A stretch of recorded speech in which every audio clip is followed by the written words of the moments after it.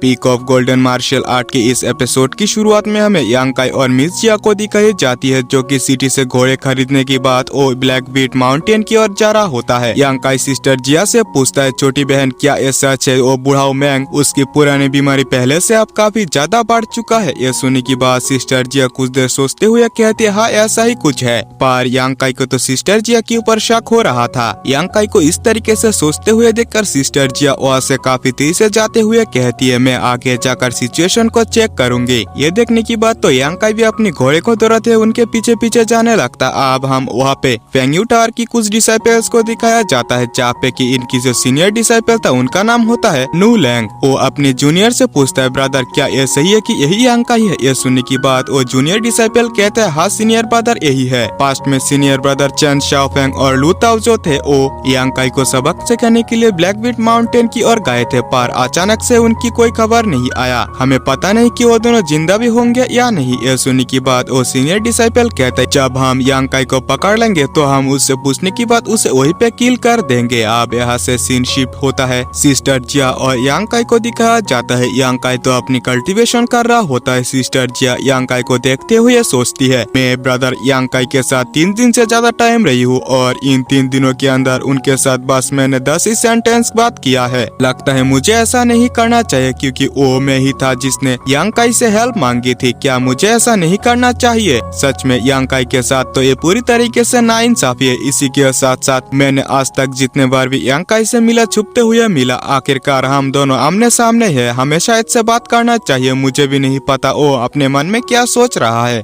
अब हम यहाँ से कुछ ही दूरी पर लैंग हाई और हॉल मास्टर बैन को देखते हैं। यांकाई को देखते हुए लैंग हुई हॉल मास्टर बैन से कहता है, हॉल मास्टर आपकी पावर के साथ आसानी से हम उस लड़की के साथ साथ यांकाई को भी काफी इजीली किल कर सकते हैं, पर आपको उस लड़की को जिंदा रखना है। हॉल मास्टर बैन भी कहता है, हाँ मेरी ताकत के साथ ये काम काफी आसान हो जाएगा, पर हमें थोड़ा इंतजार करना चाहिए। लैंग हुई गुस्सा होते हुए कहता है, पर हम ऐसा क्यों करें? उसने जानबूझकर हुमेर के साथ चक्कर चलाने की कोशिश की, उसे तो मार देना चाहिए। मैं भी ऐसा ही करना चाहता हूँ, उसने मेरी गर्लफ्रेंड के साथ जैसा किया। पर हॉल मास्टर बैन उसे शांत करते हुए कहता है, हमें थोड़ा सोच लेना चाहिए, क्योंकि इस ब्लैक बीट माउंटेन के अंदर काफी सारे ट्रेजर्स मौजूद है। इसी के साथ साथ वो लोग जिस तरीके से यहाँ पे आए हैं घोड़े को साथ लेकर, यानी कि वो काफी दूर तक जाने वाले हैं। इसी के साथ साथ यकीनन वो लोग कोई ट्रेजर की तलाश में आए हैं। पर लैंग हुई कहता है, ब्लैक बीट माउंटेन के अंदर काफी सारे ट्रेजर्स तो है, पर ये ट्रेजर्स किसी को मिलना इतना भी ज्यादा आसान बात नहीं है, यानी कि ये पूरी तरीके से बेकार है। पर हॉल मास्टर बैन कहता है, वो लोग यहाँ पे इतनी तैयारी के साथ आए हैं, इसका मतलब उनके पास ट्रेजर की मैप मौजूद होना चाहिए और ट्रेजर के बारे में इंफॉर्मेशन। और ट्रेजर यकीनन काफी रेयर होना चाहिए। लैंग हुई कहता है, हॉल मास्टर बैन आपकी कहने का मतलब क्या है? हॉल मास्टर बैन कहता है, यंग मास्टर आप अच्छी तरीके से नहीं समझे। पहले तो हमें उनका पीछा करना चाहिए। जब हमारी हाथों वो ट्रेजर लग जाएगा तो हम उन्हें काफी आसानी से किल कर सकते हैं, यानी कि हमारी एक तीर से 2 निशाना हो जाएगा। ये सुनने की बात तो यंग मास्टर लैंग तो काफी ज्यादा खुश हो गया होता है। इसी के साथ साथ वहीं पे हॉल मास्टर बैन की 2 गार्ड पहुंच गए होते हैं, क्योंकि उनके पास उनके लिए कुछ इन्फॉर्मेशन होता है। वो हॉल मास्टर बैन से कहता है, मास्टर यहाँ पे कुछ लोग जबरदस्ती घुसने की कोशिश कर रहे हैं, हमें अब क्या करना चाहिए? हॉल मास्टर बैन कहता है, उन्हें तुरंत यहाँ पे पकड़ कर लाओ, चाहे कुछ भी हो जाए, हमें किसी भी हालत में यंग मास्टर लैंग की मिशन को सक्सेसफुल करना है। यह सुनने की बात वो गार्ड भी तुरंत इस काम पर लग गए। लैंग हुई भी हॉल मास्टर बैन से पूछता है, यहाँ पे क्या हुआ? हॉल मास्टर बैन कहता है, असल में फेंगयू टावर के कुछ लोग यांकाई को मारने के लिए यहाँ पे आ रहे हैं। अब यहाँ से हमें मिस जोई और यांकाई को दिखाया जाता है, जो कि आराम कर रहा होता है। पर तभी उनका पीछा करते हुए वहीं पे फेंगयू टावर के वो तीनों डिसाइपल पहुंच गए होते हैं। पर तभी उनके पीछे से उन्हें कोई हमला करते हुए बेहोश कर देता है, यानी कि वे सभी हॉल मास्टर बैन की आदमी थे। उन्हें पकड़ते हुए तुरंत वे सभी वहाँ से ले जाते हैं। पर इस बात को मिस जोई भी नोटिस कर ली होती है और वो यांकाई से कहती है, ब्रदर यहाँ पे केयरफुल रहना, मैं कुछ ही देर में आती हूँ। और वो तुरंत ही उन्हें ढूंढने के लिए निकल जाती है। पर काफी ढूंढने की बाद भी वहाँ पे उन्हें कुछ क्लू नहीं मिलता। अब यहाँ से सीन शिफ्ट होता है। फिर से हमें लैंग हुई को दिखाया जाता है, जिनके सामने उनके आदमी फेंगयू टावर की तीनों डिसाइपल को पकड़ के ले आए होते हैं। जब फेंगयू टावर की सीनियर डिसाइपल को होश आता है, वो अपने सामने लैंग हुई के देखकर काफी ज्यादा डर चुका होता है। लैंग हुई उससे पूछता है, तो बताओ तुम यहाँ पे यांकाई के पीछा क्यों कर रहे थे? वो सीनियर डिसाइपल जिसका नाम होता है नू लैंग, वो सोचता है क्या ये हो सकता है कि यांकाई का कोई दोस्त हो? और वो कहता है, हमारी 2 सीनियर ब्रदर्स की जो मौत है वो यांकाई के साथ जुड़ा हुआ है, इसी वजह से हम उनसे जानना चाहते चाहते थे। हमारी कोई इरादा नहीं था कि हम यांकाई को किल करें और मुझे लगता है कि आप यांकाई की कोई दोस्त होंगे। हम तुरंत ही अपने साथियों के साथ फेंगयू टावर वापस चले जाएंगे। आपकी मिशन के अंदर कोई दखल अंदाजी नहीं करेंगे। लैंग हुई कहते हैं क्या यांकाई और मेरे दोस्त? यांकाई इस लायक नहीं है कि वो मेरी दोस्त बने, मैं तो खुद उसको मारना चाहता हूँ। नू लैंग गुस्सा होते हुए कहते हैं अगर आप यांकाई की दोस्त नहीं है तो आप दूसरों की मैटर के अंदर क्यों घुस रहे? आपको ऐसा नहीं करना चाहिए। यह सुनने के बाद लैंग हुई की गार्ड गुस्सा होते हुए उसे पीटते हुए कहता है यंग मास्टर लैंग ने अभी भी तुम सबकी जान बचाई, उन्हें थैंक्स करने की बजाय तुम उनके ऊपर गुस्सा हो रहे हो। क्या तुम्हें पता है यांकाई के साथ जो लड़की मौजूद है उसकी कल्टीवेशन कितनी है? उसकी कल्टीवेशन सेपरेशन रियलम की पूरी तरीके से पीक पर है। ये सुनने की बात तो नू लैंग काफी ज्यादा डर चुका होता है। अगर वो हमला करता तो वहीं पे उसकी मौत निश्चित था और वो यंग मास्टर की लैंग के सामने झुकते हुए रिक्वेस्ट करते हुए कहने लगता है यंग मास्टर लैंग प्लीज मुझे माफ कर देना क्योंकि मैंने अनजाने में काफी बड़ी गलती कर दी है। आपकी वजह से आज मेरी जान बच पाई। यह सुनने की बात लैंग हुई कहता है तो फिर ठीक है, मैं तुम्हें माफ कर दूंगा। दुश्मन की दुश्मन यानी कि दोस्त हुए। तुम लोग अपनी टीम के साथ हमारी टीम के पीछे इंफॉर्मेशन कलेक्ट करोगे और नजर रखोगे। इसी के साथ साथ मैं तुम्हारी मैटर के ऊपर भी ध्यान रखूंगा। यांकाई को पकड़ने की बात यांकाई से तुम्हारे भाइयों की मौत के पीछे की रीजन पूछूंगा। इसी के साथ साथ इसे निकलने की बात मैं तुरंत ही यांकाई को किल भी कर दूंगा। इसके बारे में तुम्हें चिंता करने की जरूरत नहीं है। अब तुम लोग यहाँ से जा सकते हो। ये सुनने की बात नू लैंग वहाँ से जाते हुए लैंग हुई से कहता है यंग मास्टर हमें बख्शने के लिए धन्यवाद, मैं आपकी हर एक बातों को फॉलो करूंगा। इसके बाद लैंग हुई हॉल मास्टर बैन से पूछता है हॉल मास्टर बैन आपने इनके बारे में पहले क्यों नहीं बताया? इस तरीके के लोग अगर हमारे टीम में रहेंगे तो हम ही काफी ज्यादा स्लो हो जाएंगे। आपको ऐसा करना नहीं चाहिए था। ये सुनने की बात हॉल मास्टर बैन उसे समझाते हुए कहता है यंग मास्टर हमें इनकी भी जरूरत है क्योंकि एक बार हम अगर ब्लैक बीट माउंटेन के अंदर एंटर कर जाते तो वहाँ पे कई खतरे होंगे। वहाँ पे खतरों से बचने के लिए हमारी टीम की मेंबर्स को काफी ज्यादा प्रॉब्लम हो सकता है। इसी वजह से हमारी टीम की मेंबर्स को खतरे से पड़ने से पहले हम उनका इस्तेमाल कर सकते हैं। ये सुनने की बात लैंग हुई कहता है हॉल मास्टर बैन आपकी सोच तो काफी ऊंची है, यानी कि आप उनको चारे की तरह इस्तेमाल करने चाहते हो। हॉल मास्टर बैन कहता है हाँ कुछ ऐसा ही है, पर यंग मास्टर लैंग आप टैलेंटेड तो हो पर सिचुएशन के बारे में आप अभी तक समझ नहीं पाए। आपको एक बार फिर से सिचुएशन को चेक करना चाहिए क्योंकि यांकाई के साथ जो लड़की है वो सेपरेशन रियलम की पीक पर है।